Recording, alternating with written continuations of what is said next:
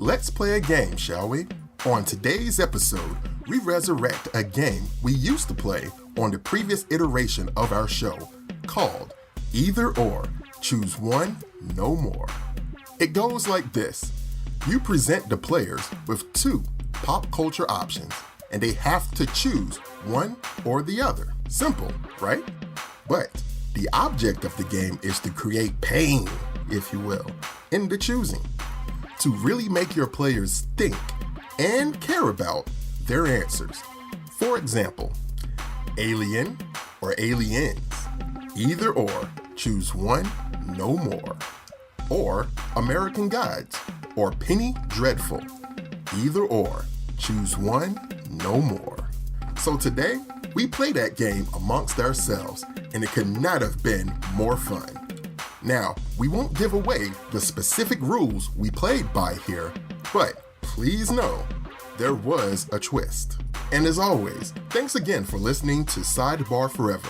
And please, subscribe to us on sidebarforever.com or wherever you hang out online. Good morning, Dr. Silberman.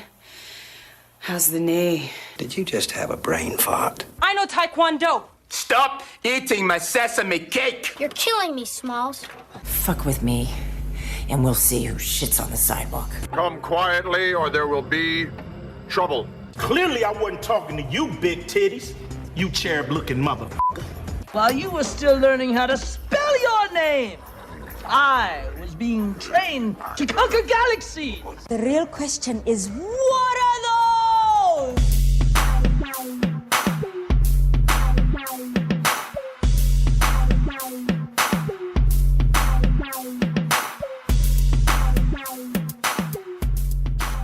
So I wanted to resurrect a game we haven't played in a long time, since really long before we ended the show in 2015. The very famous, or infamous even, Either or, Choose One, No More. Okay, all right. I've got a spin on this one. I don't think we've never done this before. Uh-oh. So the spin is this. Throughout the course of Hollywood history, there have been actors and actresses that were attached to certain movies, announced to be playing certain characters. In some cases, they actually shot footage with these actors, or in some cases, the actors, in any case, these actors and actresses ended up not playing these very, very famous parts. Mm-hmm. And sometimes it was just rumor. In some cases, it was just negotiations broke down. In other cases, it was, something happened before principal photography, where some people, they actually shot footage and shot for a few weeks and then recast the part. You know what I'm saying? You get what I'm going? Yeah. So, yeah, that's Harvey Keitel in Apocalypse Now. Right. They recasted him after shooting footage of him and brought in Martin Sheen. Right. Or James Remar as Hicks in Aliens, and then they recast him with Michael Biehn. Okay, so in this either or, choose one, no more. And the either or game is always to present you with two options that are painful and uncomfortable. And you have to kind of choose the lesser of two evils. So this is going to be either or, choose one, no more. This is like recasting in an alternate timeline or an alternate reality. I like it. In other words, the original actor who was supposed to play these parts plays the part now, and we no longer have the movie that we once did. Oh. You see what I'm saying? Nice. It's going to be harsh too, man. Some of them are easier than others, some harder than others, and some are just like, oh my God, really? I'm with it. But I think it'll be fun. So, okay. All right. So just remember, once you make your choice, for all of us, that's how the movie is moving forward. There's no longer the version that we once knew. Okay. And like I said, some of these will be easier and some of these will be more difficult. So starting out, either or, choose one, no more. Batman Returns. Instead of Michelle Pfeiffer, we have Sean Young as Catwoman. Mm-hmm. Or we have Russell Crowe in The Lord of the Rings. I believe he was supposed to play Aragorn, right? Mm-hmm. Aragorn instead of Viggo Mortensen. Right. Yeah, instead of Viggo Mortensen, yeah. Those are your choices.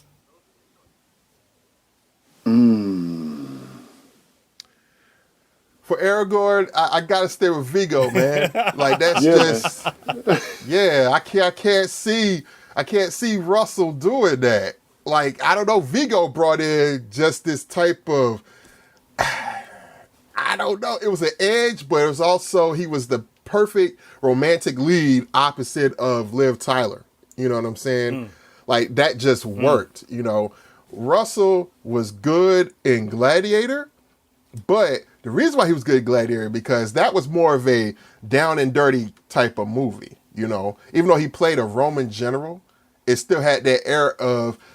It was almost made for his type of body too. Like Lord of the Rings, you think is very languid, very, just I don't know. Like it's just no. You know what I mean? Yeah, very, I do. Just like a lot of expanse, and everything. It sounds like you're saying that his chunkiness worked for Gladiator. Right. Like his stockiness worked for him in that role. Exactly. You believed him like he can handle himself. As far as Batman Returns Catwoman, I can't see nobody else but Michelle Pfeiffer. No. This is the game though. If you choose Russell Crowe, then that means Sean Young is Catwoman. If you choose Sean Young, then that means Russell Crowe is Aragorn. That's the game. Damn, yo, that's the game. Ain't no parachute. Nice. Ain't no ejector seat. I'm like John McClane in Die Hard too, yo.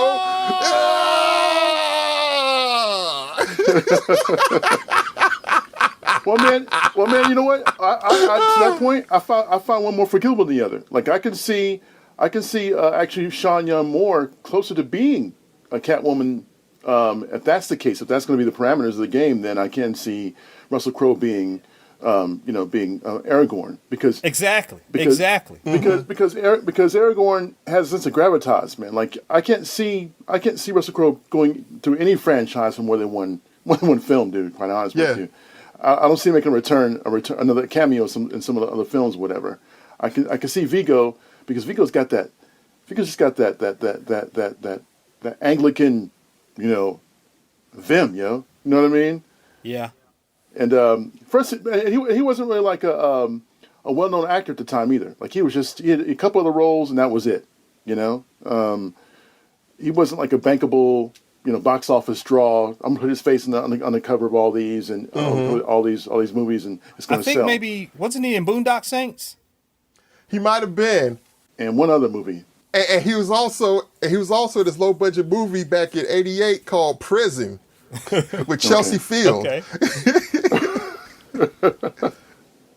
Okay, so both of you guys say Russell Crowe. You take Russell Crowe. He remained. Oh, excuse me. No. Viggo Mortensen remains Aragorn in Lord of the Rings, and we now have Sean Young playing Catwoman in Batman Returns. Yeah. You know what? I can concede to that. All right. Yeah, she could do that. All right. Yeah, she could do that. All right, next one. It's a little painful. But I'll take it. Next one. Because Michelle Pfeiffer did rock it as Catwoman. She did. Oh, yes. Indubitably. She did. Okay, next one. Clary Starling in Silence of the Lambs. All right. And this one is a little different. So in the second... Okay. In the sequel to Silence of the Lambs, Hannibal, they cast Julianne Moore as Clary Starling. So in this one, we have Julianne Moore playing Clary Starling in Silence of the Lambs, replacing Jodie Foster, or, and this is very tough, we have Eric Stoltz, who was originally cast as Marty in Back to the Future. Oh, no. Dude, don't you do it. Don't you do it. They actually shot with him for like a month and a half. Yeah. Now, the whole movie is Eric Stoltz playing emo, goth, dark, moody Marty. Oh. Those are your choices. Oh, man. Oh, no. Damn it, Joe. Right? Okay. 1, 2, 3. Man, you know what's funny? You know what's funny? that? It's like the the footage that I have seen and like the stills that they shot of Eric Stoltz, as Marty, it's almost as if he wasn't wearing that black jacket the whole time, trying to look like a junior Darth Vader. Looking like a leftover from Rebel Without a Cause. Exactly. Like it might have worked. Like it might have worked. You know what I mean? I'm sure Zemeckis was like, okay, this is not Black Boy Jungle, motherfucker. You name it all them 50s movies, yo. Asphalt Jungle. Oh man, dude. I'm trying to concede to even the possibility of Stoltz having done not only Back to the Future, but then the sequels. Right. You know what I'm saying? Like he would have had to have been signed to all three. Right. All three movies. Drew Struzan would have been painting Eric Stoltz's face instead of Michael J. Fox.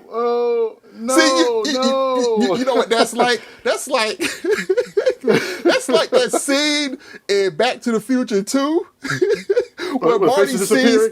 Where Marty just sees like, oh no, Donald Trump is president. No.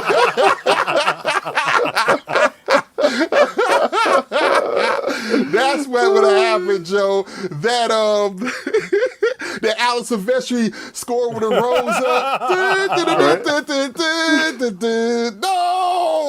But the thing about this one that's not hard for me is Julianne Moore is a great actor. And she was competent in the second one. But it was going to be difficult to live up to the very first movie. But she did a fine job in the second one, and she might have been an interesting choice to play Clarice in the very first film. I don't even know if she was in consideration, but Yeah, and that's the reason why I can accept her being her Clarice in the first one as well too, because I liked her in Hannibal too. So she would have worked in all three films for me. But Stoltz replacing the manic, and at that time like extremely like charming and funny. He was in his hot spot. Oh, he was, man. Yeah, man. I mean, as Alex on Alex P. Keaton. Family Ties. Family Ties, yeah, killed it, man. So no, I'll take Clarice. Is Julianne Moore. Okay. All right. Now this one is very, very difficult, but maybe not so difficult. Okay. All right. At one point in time, for Django Unchained, Quentin Tarantino was in talks with Will Smith to play Django. And it didn't work out. Also, you mean he didn't get jiggy with it? Right. Also, Will Smith was in talks with the Wachowskis to play Neo in The Matrix. So either or, choose one no more. Don't you dare, man. We have Will Smith. We have Will Smith as Django in Django Unchained, or we have Will Smith as Neo in The Matrix. Man.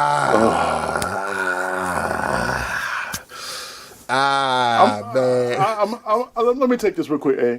Go ahead, yo. Hell no. Somewhere Will Smith is thinking, how come them dudes on Sidebar Forever don't want me, man? They don't want me no more.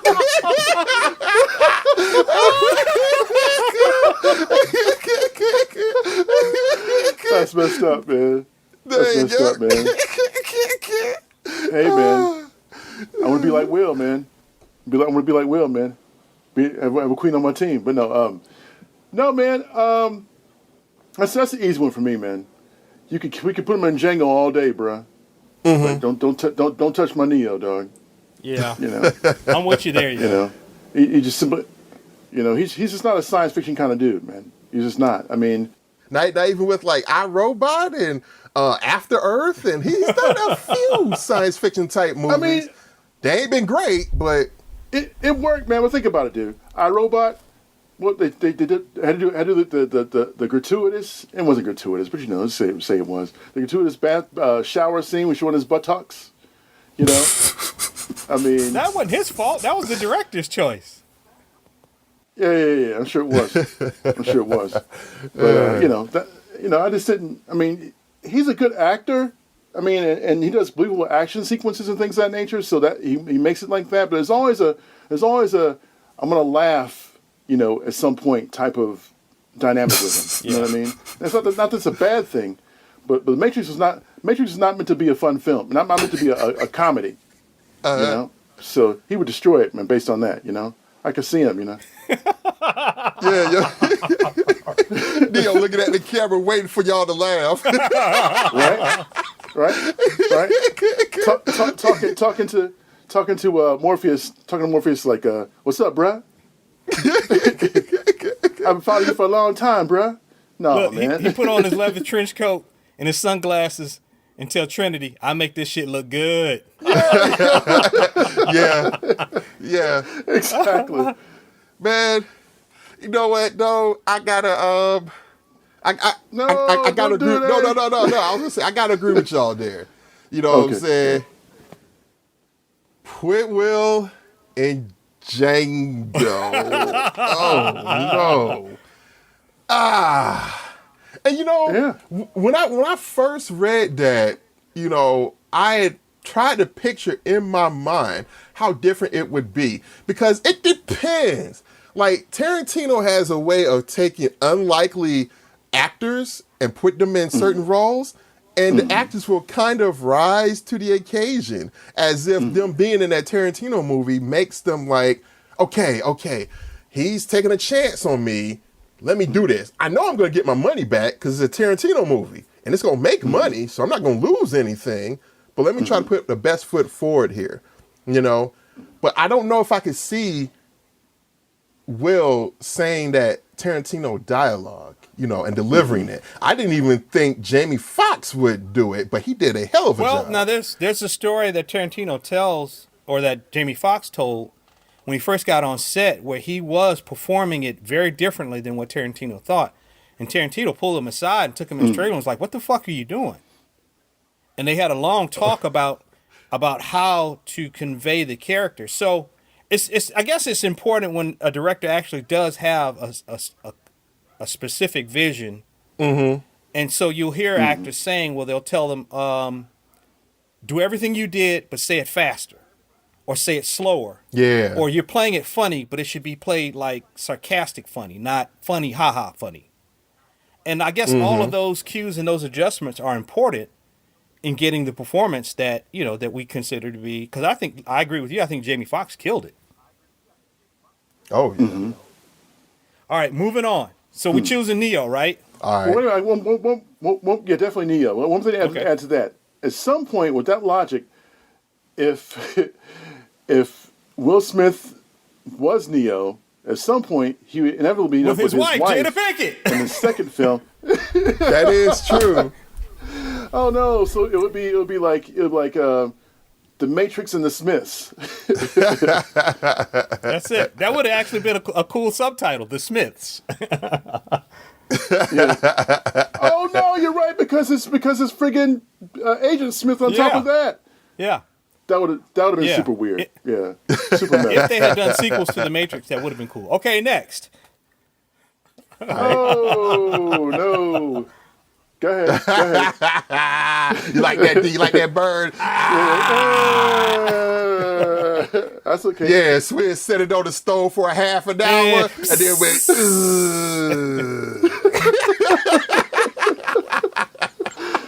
So I can take it. Here we go. This is an either or choose one no more, but this is for voice acting. Okay, Mike Myers played the voice. He played Shrek in all of the Shreks, and Bradley Cooper was the voice of Rocket Raccoon in Guardians of the Galaxy and in the MCU period. Okay, at one point in time, Chris Farley was in talks to be the voice of Shrek. And at one point in time, they approached Adam Sandler to be the voice of Rocket Raccoon. Ugh. So either or, choose one no more. Chris Farley is Shrek, or Adam Sandler is Rocket Raccoon in the MCU. You know what, though? I'll go with Sandler as Rocket Raccoon, man. You know, because until I was told, I still haven't seen all the way through Guardians of the Galaxy. So when that first came out, I didn't even know that was Bradley Cooper. Right. Nobody did. You know? You blaspheme, sir. Yeah, it was just like, just sounds like some sarcastic New Yorker, you know? So I'm like, having Sandler instead probably wouldn't make too much more of a stretch. If he could take out those Sandler-isms, you know what I'm saying? It would just sound like another sarcastic dude. So I don't really mind that. Yeah. So I go with Sandler. I don't know if I can handle man. Adam Sandler doing like, Drax the Destroyer, it's the Drax, it's the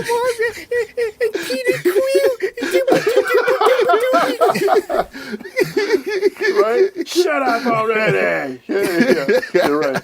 What do you say, D? You're right. No. Yeah, yo. No, I agree, man. Being that I think inevitably for me, the more important character is Rocket Raccoon. I can't tolerate anybody else's voice besides Bradley Cooper for that. Okay. Yeah, for that role. Yeah, I don't care about Shrek as much. Shrek is like, you know, I mean, yeah, it was an important thing, I guess, in terms of the, you know, in terms of animation and all that stuff. But no, I don't care. So, do you choose keeping Bradley Cooper as Rocket and taking Chris Farley and making him Shrek? Okay. Yeah, I'll take that. Because Chris was funny, dude. So I see Chris making it funnier to some degree. He wasn't funnier than Mike Myers, but in a lot of ways, his energy in terms of characterization is funnier than Mike Myers. Like Mike does have physical humor and that annoying, you know, quick repertoire. You know, his thing is, you know, this now you're from a land called Zip. What is it? I think Myers is a better comedic actor.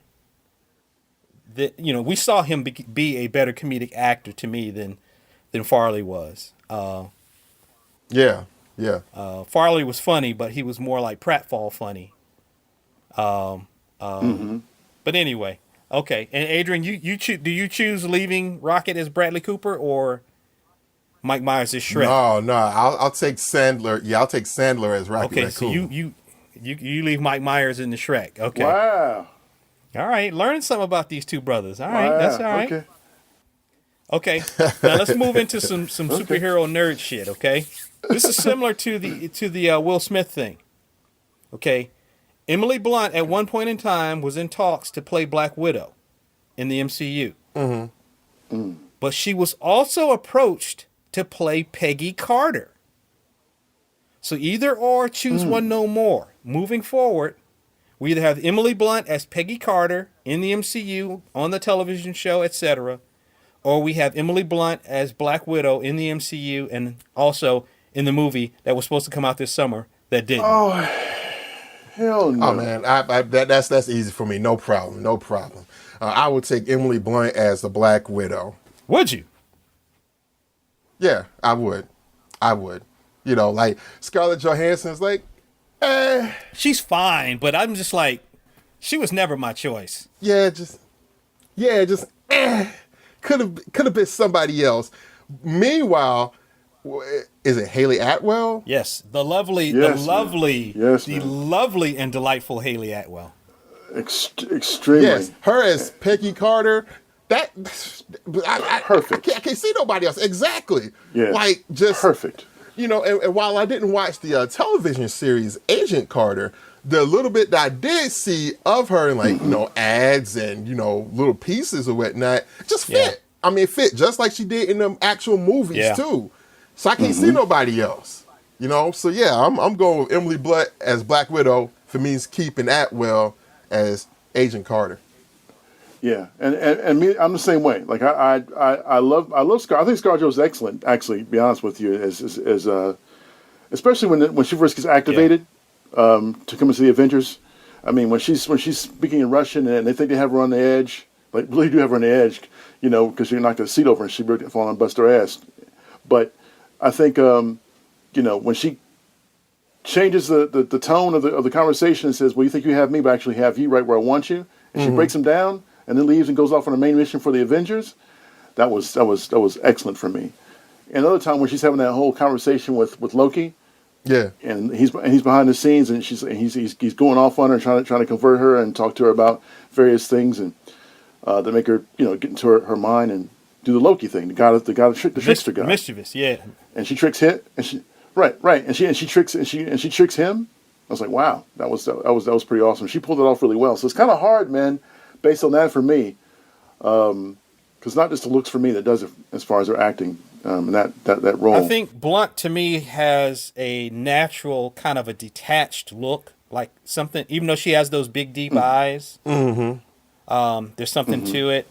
And she was just, when I heard this, that's who they actually wanted at first, I thought she was an excellent choice, because I'd seen her in the Devil Wears Prada, and she had a side role in that, but she was very good. Okay, now see, if you had said her as being Captain Marvel, that would have been no problem for me. It's like, let her be Captain Marvel all day. I'm not a fan of whatever her name is. Well, Brie Larson. Now she's all right. She's okay in the role, but it just seemed to me like they pushed her too fast to be this person that was, the initial impetus for the Avengers Initiative was what was her code name initially before she became Captain Marvel? There was another initiative that Nick Fury had written. It wasn't the Avengers Initiative. It was something else. It was some other initiative. Oh, because he had that little gadget or whatnot before he disappeared. Right. Yeah, I forgot what it was called.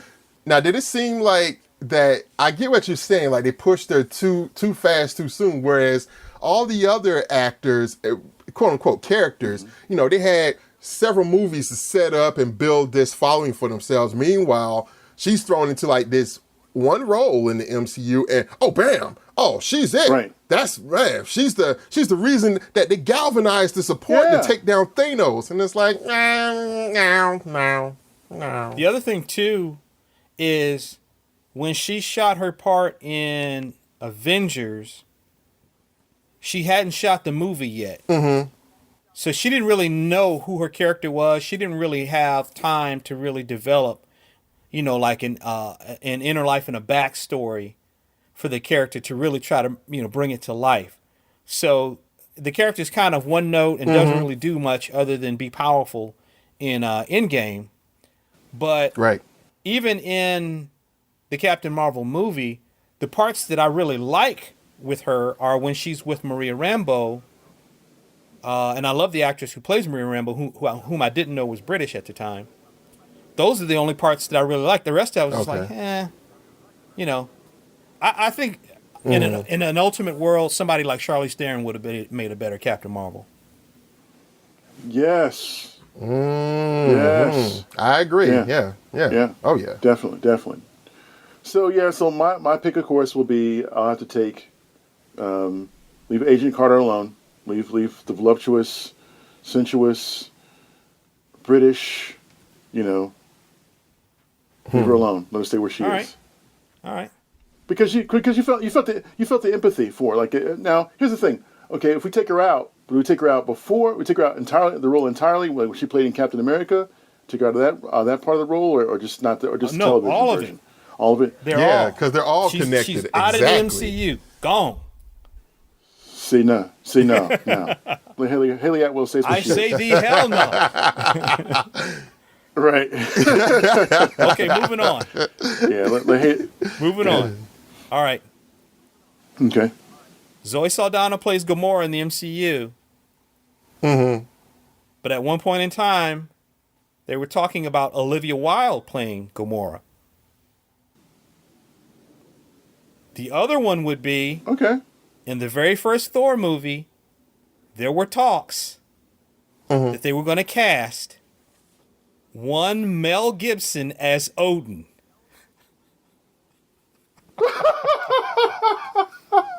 Damn, now that would have been like, wow. Odin running around the kingdom calling women sugar tits. Wow. Dang, so we have Olivia Wilde as Gamora or Mel Gibson as Odin. You know what? I can't. I'm gonna go with Mel Gibson as Odin. Really? Man. Yeah, yo. As crazy as that sounds, man. Wow. Just cause I'm sitting up here thinking about it, and he got the Odin beard now, and don't get me wrong, man. Like the last decade for him has been fucked. But if you look back, he can kind of play like Braveheart, and what was that movie, the Patriot or Yeah, whatever? that's what I'm saying. With the ponytail shit. Right. Well, fuck the Patriot, but yeah, fuck the and Patriot. even his but handling I got of the you. material for the Jesus movie he did. Yeah. Right. Oh, you know what I'm Passion saying? of the Like Christ. he has a sense of the regal and that kind of high noble work. I think he has some sense of it. Right, he does. But the anger that he has, yo, the anger that he has as Max and all these other characters he plays as that usually bubbles up to the surface and whatnot. It kind of that was shine through in Odin, man. And you don't want Odin to be like, you don't want Odin to like. Anthony Hopkins was the best pick for that because Anthony has that British, Anglican sensibility and very, very, very noble. Well, there could have been a lot of people they could have cast for Odin. They could have done Max von Sydow. They could have done a lot of people, I think, who could have pulled it off and given you that, I mean, if they hadn't cast old boy as Magneto, even Ian McKellen could have been, a semi-convincing Odin. See, I don't know. Yeah, I mean, because he was Gandalf. But to your point, I mean, here my goal, my thing would be is I would definitely choose. What was the choices again? I'm sorry. Olivia Wilde. You threw me off with that. As Gamora. I'll take her. I'll take her as Gamora. She works for me. Yeah, I think I would do that too. Because she's got the body for it. Like she's not skinny, waist thin. Mm-hmm. And she has the eyes for it. Like if you look at the original Jim Starlin drawing of Gamora, which is to me that's Gamora for me. It looks more like Wilde than it does like Saldana. Yeah, and I think Saldana is like Scarlett Johansson is like Hugh Jackman, where they're not my first choice, but they definitely made it work. They sold it. They were able to sell their version of that character and bring it to life. I'm fine with it. Mm-hmm. But if I had my choice, I would much rather keep Anthony Hopkins as Odin in the MCU and trade out Zoe. Because Zoe, she still got Star Trek as Uhura. She still got Avatar. She got all kind of other shit. Loser. She got all kind of other superhero shit to her on her CV. Yeah. Yeah. Yeah. I like that. On her CV, I like that. It's true. All right, moving on. Another difficult one. Okay. All right. At one point in time, there was talk. Maria Hill in the MCU. They were thinking of casting Lindsay Lohan instead of Kobe Smulders. Oh, hell no. Okay. So all right. Well, what's the other half Lindsay of that, man? as Maria Hill in the MCU, or we go back and Doug Ray Scott as live action Wolverine. I was waiting for the other shoe to drop. Oh, no. Oh, no. Oh, dang, yo. Damn, Swizz. Really? That's a good one, man. That's a good one. Oh. And the thing about it is, for me, is Kobe Smulders is great as Maria Hill. Like, she makes that work. Yeah. You know, every time I see her, I'm like, yeah. Yeah. And she's kind of, I see her now as Nick Fury's right-hand woman. You know what I mean? Now that, once Coulson was sure. dead. That was his right-hand man, and that was his right-hand woman, so. Right. Yeah. And that's why I can't see. I mean, what is Lindsay Lohan good in? I mean, I don't get her. Don't care about what she was good in Mean Girls. Mean Girls. Don't sleep on Mean Girls. D. Mean Girls is a great young comedy, high school comedy, and she carries the whole movie. She's great in it. All right. Oh, and she was, y'all gonna laugh. She was good in The Parent Trap. the remake. Excellent. Oh, she was, man, my daughters we actually love that movie, man. It's like, it's a good little movie. All right. She killed it as the twin. She's very, very good. Very charming, very lovable, very likable. Great. Okay. Yeah, but I can't see her as Maria Hill. Like, she don't work for me as Maria Hill.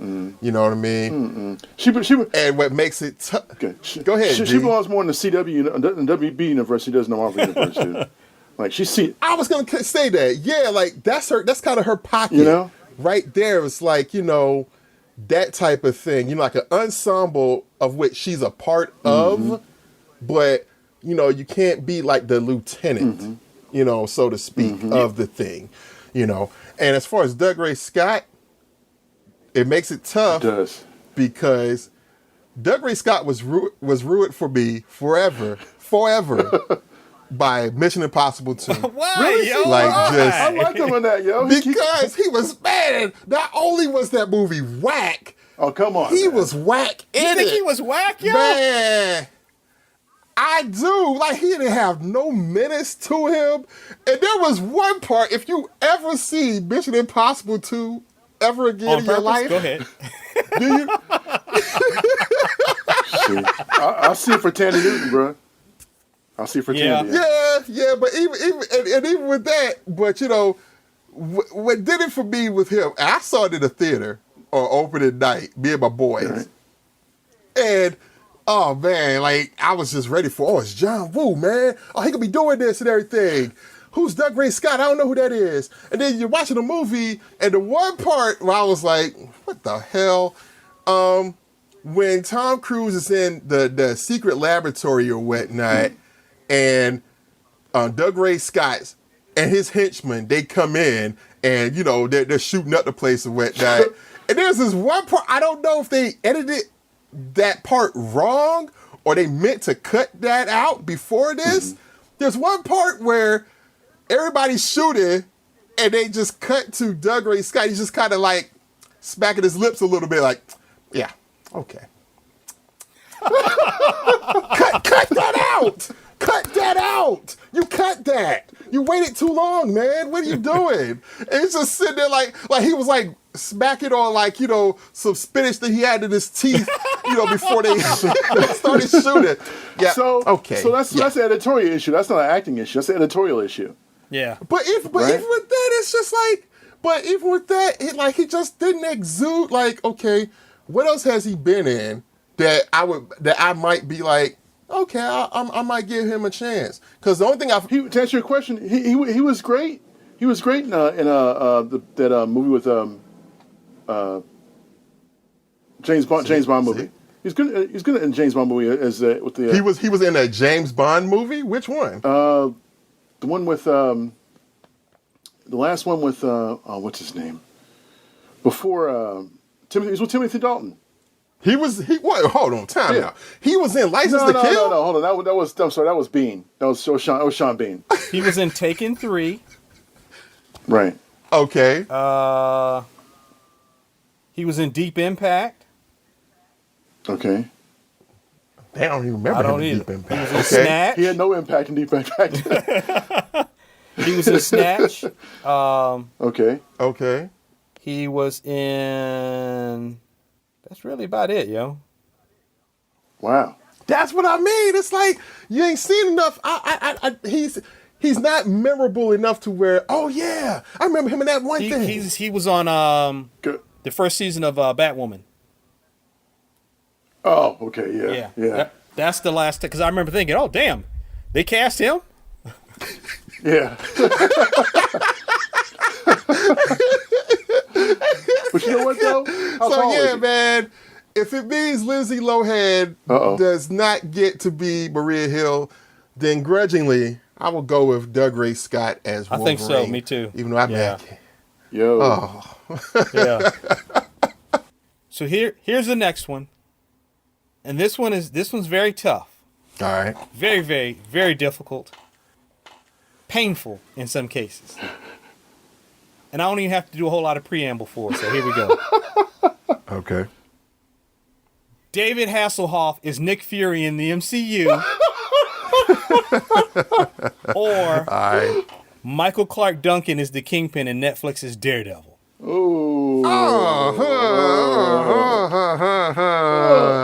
It's all bustle. Oh man. No Sam Jackson, no Vincent D'Onofrio. Oh man. Damn, yo.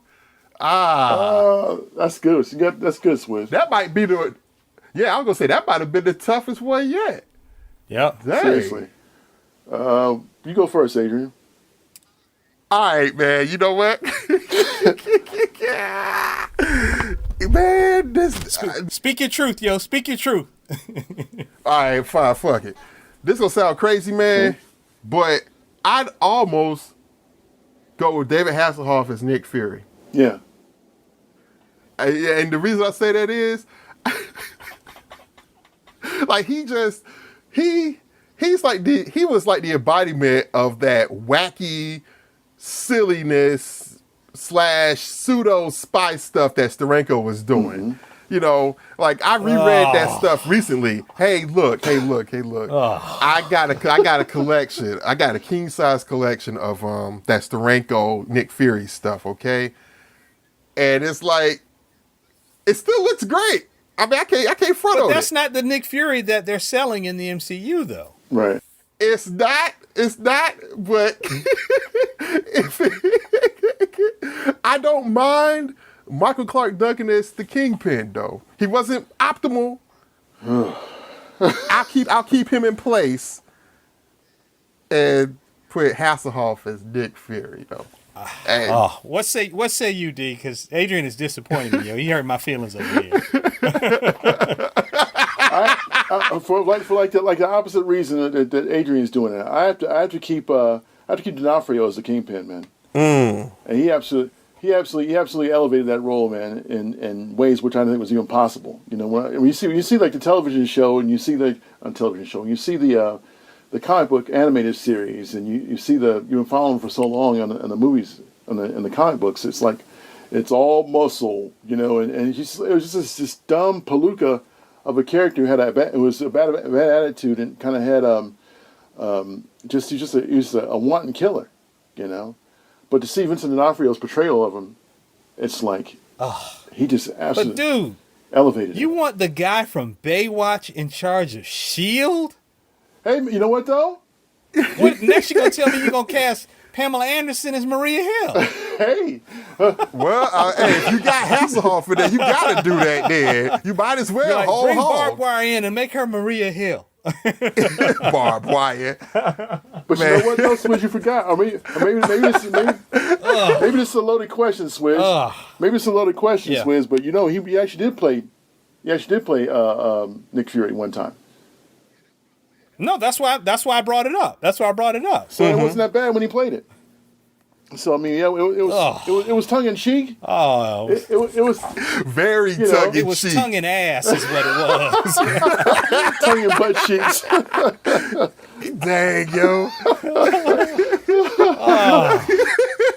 Oh my God. Yeah, I'd rather have him as that than. I mean, here's the thing, man. I guess I'm a sucker for long format television now, and like the whole convenience of right. You know, story development. So I had to go with that, man. But yeah, I mean, he definitely wouldn't be able to replace Nick Fury, but wouldn't be able to replace Sam Jackson as far as the current rendition of what Nick Fury was. So I'd rather see Sam Jackson not be in the movie than have D'Onofrio not be the Kingpin in Daredevil. That's what it boils down to for me. Okay, gotcha. I would go the opposite direction. I would take Clark Duncan as Kingpin because I think Samuel Jackson is more important and more vital to the MCU. The MCU movies are more important to me than Netflix's Daredevil is. Gotcha. Okay. And he's interwoven in so many of them that, you know, I'm just like, okay, I got to have it. Right. Okay. All right. Moving on. Another toughie. Okay. At one point in time, in the mid-'80s, Sylvester Stallone was on board to play Axel Foley in Beverly Hills Cop. Okay, I've heard that. Yeah. And it would have been a dark action movie, Beverly Hills Cop, not the funny Beverly Hills Cop that we know with all of Eddie Murphy's ad-libs and one-liners. Right. Yes. Also, before Chris Evans was cast as Captain America, there was talk that John Krasinski from The Office could possibly have been Captain America, Steve Rogers. So either or, choose one no more. Sylvester Stallone as Axel Foley or John Krasinski as Steve Rogers. Oh, dang, yo. Oh. So there's no banana in the tailpipe. Yeah. These guys aren't just cops. They're super cops. Right. Yes. Oh, no. There's no him dancing to Nasty Girl in the club. Oh, Yeah, man. That's my shit, yo. right there. That's my That's shit the right there, yo. Yeah, man. There's no. Oh, you're not still mad about that, are you, cuz? Nah, cuz. Right. Oh, man. Dang, Swizz. That's a good one, man. Yeah, it is. But I have to go with John. I can do with a different Captain America. I can't deal with a different Axel Foley. Not Sylvester Stallone. Likewise. Yeah, I'm with you, D. Simpatico. Yeah. Got to be Krasinski as Captain America. I don't know, yo. For me, Eddie Murphy's got so many other joints. Yeah. And Steve Rogers, Chris Evans really made Steve Rogers his own. True. Again, he wouldn't have been my first choice. So I'm like, okay, we still got, 48 Hours. We still got Coming to America. We still got Nutty Professor. We still got, SNL. We still got all the other great Steve Rogers. Chris Evans ain't got that many great roles. Yeah. But it's really Cap, and that's it. But man, but Beverly Hills Cop will become Cobra, dog. You know what I'm saying? That's what I was about to say. Exactly, D. Basically, you still get it just a few years later with Cobra. Exactly. Victor Mainland. Victor Mainland. They Mainland! Still mad about that, cuz? Right? Huh? Right? I am the law. Right? Be like, Sly, you quoting the wrong movie, man. Oh, my bad. Sorry. No, man. Okay.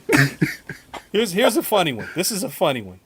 This one's just going to make you laugh before you even get a chance to really consider it. Okay. All right. At one point in time, in the making of The Terminator, the studio was interested in casting O.J. Simpson as the cyborg. That's right. Instead of Arnold Schwarzenegger. The iconic Arnold Schwarzenegger performance. Oh, my God. As the Terminator. Also, at one point in time, Jean-Claude Van Damme was in a prosthetic suit as the Predator. Oh. Either or, choose one no more. Sylvester Stallone, O.J. Simpson is the Terminator, or Jean-Claude Van Damme is running around in a prosthetic suit as the Predator. Oh, man. Doing karate with his butt cheeks out. No contest, Joe. No contest. Jean-Claude Van Damme as the Predator. Come on, man. Come on. I stand there with you on that one too, Adrian. There's no way I could see OJ as being anything other than what he is. Jumping over suitcases and killing women. Well, he did become the Terminator in real life, Joe. Exactly. Oh shit. I said that on the old show too, yo. Look, and on top of that, part of the reason why Cameron vetoed the idea is because he said he couldn't see OJ as a killer. At the time, yeah, yo. Oh, no. Okay, this whole thing just went dark fast. Dark. All right. Boy, was he wrong. Here's another one. Very, very tough. Very, very difficult. Right. Very challenging. Okay. This one's going to cause some pain. Okay. All right. What are you getting ready for? Pain. All right. All right. Shawshank Redemption. At one point in time, Kevin Costner was in talks for the role to play Andy Dufresne. Okay. And at one point in time, in the making of The Shining, they wanted to see about casting Robin Williams as the head of the family. Kevin Costner in Shawshank Redemption or Robin Williams in The Shining.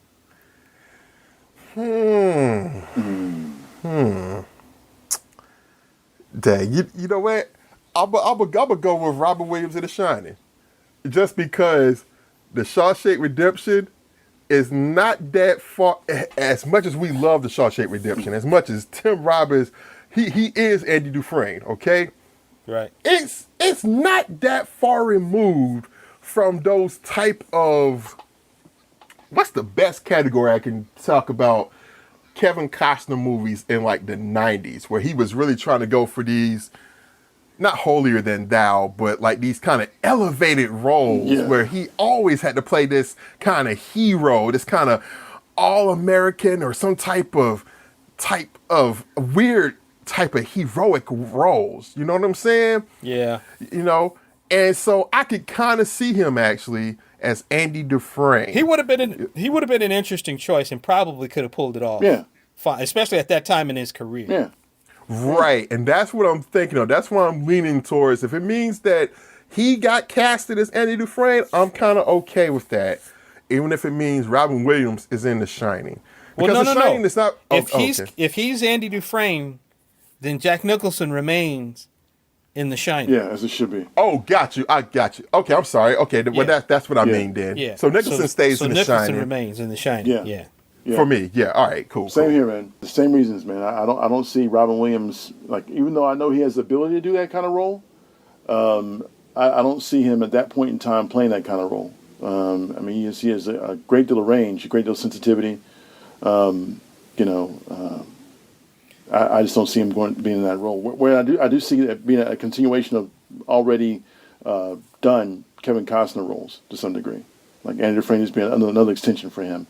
Another quiver in his belt, so to speak. So, I see it totally. I agree, and it's not something that Costner couldn't have pulled off. Mm-hmm. And oddly enough, Robin Williams went on to show himself to be a very good dramatic actor, so he probably could have done The Shining and been pretty scary. Yeah. Yeah, but at the time, we're talking about 80, as far as like when The Shining came out, he's coming off of... He's fresh off of Mork. Yeah. Mork and Mindy, exactly. That's what I'm saying. Yeah. The cameos on Happy Days, and he was doing routines at the Comedy Store and stuff like that. Wearing like the colorful shirt with the suspenders. And it wasn't until like later in the 80s where it was like, okay, he actually got some dramatic chops. Mm-hmm. Okay, Dead Poet Society, Yep. Good Will Hunting. The Fisher King and other stuff. Yeah, I agree. Okay, all right, moving along. All right.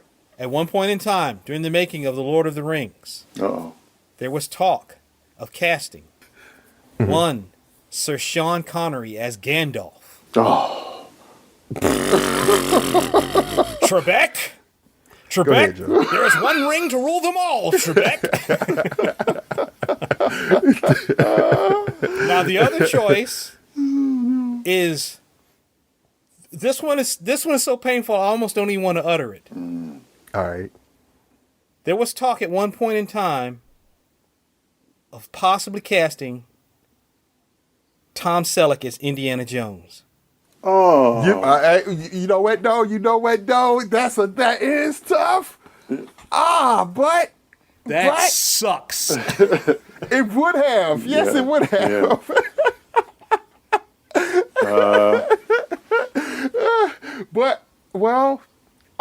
You know what? Now that I reflect upon it, though, by the time Lord of the Rings is made, we're not talking about Connery as far as like, Untouchables Connery. We're not talking about like, where he had that grandiosity to it. We talk about First Night Connery. You know what I'm saying? First Night Connery. What was the movie he did with Catherine Zeta-Jones? Entrapment with Zeta-Jones. Dang, now that I think about it, man. Dang. I gotta have Harrison Ford as Indiana Jones. I don't give a damn about the Lord of the Rings. I know you're secret. Y'all know that, yo. They could cast Martin Lawrence as Gandalf as far as I'm concerned, yo. Whoa. These rings got that ooh-wee. No, bro. Yeah. See, I go the opposite way direction with that, man. I can see, because all he is a mustache, dude. So I mean, I can see Tom Selleck That's what they called him too, the mustache. Now, don't you objectify Tom Selleck. Now, don't objectify him. Hey, man.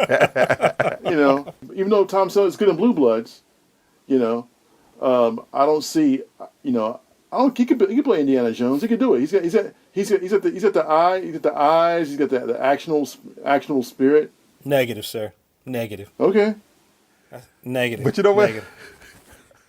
At the time, though, like it's crazy. He looks weird without his mustache, and I couldn't see Indiana Jones with a mustache. You know what I'm saying? I can see it with the 5 o'clock shadow. Okay. Because even going back to Steranko, when he did like the concept paintings of Indiana Jones, initially they thought that Selleck was a lock, and so if you look at those paintings, he had actually before he corrected them, he had painted in the mustache on Indiana Jones. So you could kind of like look at those paintings and say, exactly. Oh well, okay, but yeah, I'm kind of with you there, man. I yeah, it's got to be Harrison as Indiana Jones, man. So, Connery as Gandalf. No, man. Oh. No, hell no. Yeah, I gotta have it, yo. Hell All right, Go ahead. here we go. Here's a good one. Okay. At one point in time for the X-Files television series, there was talk that they were going to cast Robert Patrick as Mulder. Okay. So the T-1000 or whatever he was in Terminator 2 was going to be Mulder. Okay. Yeah. So either or, choose one no more. Robert Patrick as Mulder on X-Files. Or Terrence Howard is Rhodey through the entire MCU. Oh, shoot. I got these beats in my head, man. Oh, shoot. I like Terrence Howard as Rhodey, man, in the first movie, in the first Iron Man movie. So I to be honest, I like him better than John Cheadle. To be honest, yeah. Really? So Yeah. I would take Terrence Howard as Rhodey, man. All right, two more and we're done. Okay. All right. Okay. Good. This one I call the old switcheroo. Oh no. Okay, this is the old switcheroo. The Swizzeroo. All right. The Swizzeroo. Believe it or not, Gwyneth Paltrow and Kate Winslet. At one point in time, Gwyneth Paltrow was in talks to play Rose in Titanic. Okay. And at one point in time, Kate Winslet was in talks and turned down Viola in Shakespeare in Love. So either or, choose one no more. We switch them out. Gwyneth Paltrow is in Titanic, the biggest, selling movie in whatever box office history, at least for a time it was. Yeah. And then we have Kate Winslet in Shakespeare in Love, and she wins the Oscar maybe. But anyway. No. Like, just, I say no. You keep them right where they at. Like Paltrow, like Paltrow, she has that Elizabethan look to her anyway. Yeah. So it's like she was like pitch perfect for that movie, Yeah. And same thing with Kate Winslet in Titanic. Like, she was note perfect as Rose in that. Like, she had that aristocratic look to DiCaprio's, I'm a stowaway on my way to the new world. Right. You know what I'm saying? Land of Liberty. So it just, and plus, right. Winslet had a sweetness to her, too. Like, yeah. You believe she was the kind of person that somebody would fall for in that way. Yeah. And not only that, this might be kind of crazy. The pivotal scene where the ship is sank, you know what I'm saying? And they're out in the icy waters or whatnot. And that's supposed to be a scene for, like the two of them really playing off of each other. But I can easily see Paltrow, kind of overtaking DiCaprio at that point. Like, DiCaprio was still a young dude, so he had chops, but they weren't the chops like they are now. So I could really see her kind of overtaking that role, overtaking that scene with her experience rather than playing more off of him, and really making it seem like, oh man, she's losing him. He's losing her, and he's drifting away, into the sea. So I think it would work. It worked better for Winslet and DiCaprio rather than otherwise. Yeah, gotcha. And I agree with that too. But based on that too, I'm going to push a little further and go into the trajectory of their careers, right? So let's say Winslet, say Paltrow wins the Oscar for playing Rose, and Winslet takes on all the assignments therefore that Paltrow has, and she becomes Tony Stark's girlfriend. Yeah, I don't see her in the MCU. But based on that, I'll just say that no, let's keep it the way it is. Yeah, exactly. No switch. Yeah. Okay, last entry. Okay. Make it good, man. Very last one. I know it's going to be this is a Dwight jab, I'm sure. Go ahead. Oh, it absolutely is, yo. You know how we do, dude. Right? Lord of the Rings. Okay, go ahead. Look, the game is out there, yo. That's what it is. Here we go. And it's actually not that difficult because I know exactly where D's going to go. Okay. At one point in time, in the making of Ferris Bueller, they were going to cast Johnny Depp in the titular role. So no Matthew McConaughey. It was going to be Matthew Broderick. Matthew Broderick. There we go. All right. No Matthew Broderick. It was going to be Johnny Depp as Ferris Bueller. Okay. Yeah. This is young Johnny Depp, obviously, 80s, clean face. Yeah.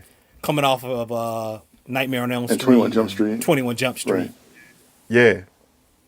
So the other one is, if you can believe it, there was talks to try and get Al Pacino to play Han Solo in the Star Wars. Oh, hell no. So either or, Al Pacino is Han Solo or Johnny Depp is Ferris Bueller. What say you? That is kind of hard though, man. That's hard. That's kind of what? Hard. Because I love when I think of Matthew Broderick. That is his perfect role for me. And that's the role that made him for me. When I think of him as in that role as Ferris Bueller. I sure as hell don't see Al Pacino playing Han Solo, dude. There's just no way. Look, Al Pacino be like, "Woo-ha, princess! I had coffee with Greedo an hour ago at the cantina."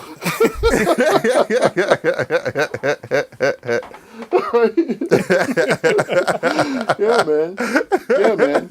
Or that would have been awful. Yeah, man. Or he kisses Greedo before he shoots him. Like from The Godfather? There you go. Yeah, Greedo. Yeah. Oh, man. Greedo played by one of the sweaty, slovenly Italian dudes in The Godfather. Wow. Oh, my goodness. Yeah, man. I'm keeping Han Solo as Harrison Ford as Han Solo. Yeah. 1,000%. Yeah. Johnny Depp is a fine actor. He probably could have pulled it off. Love you, Matthew Broderick, but you have some other stuff. But that is his peak performance for me too, D. Yeah, it was.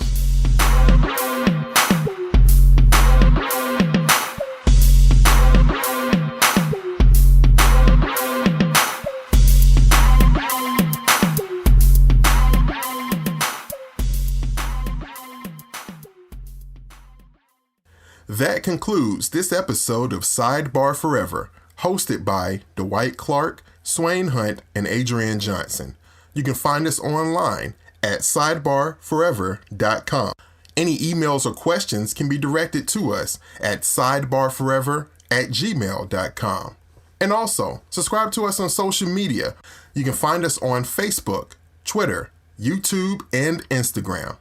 Sidebar Forever is copyright 2020. Dwight Clark, Swain Hunt, and Adrian Johnson.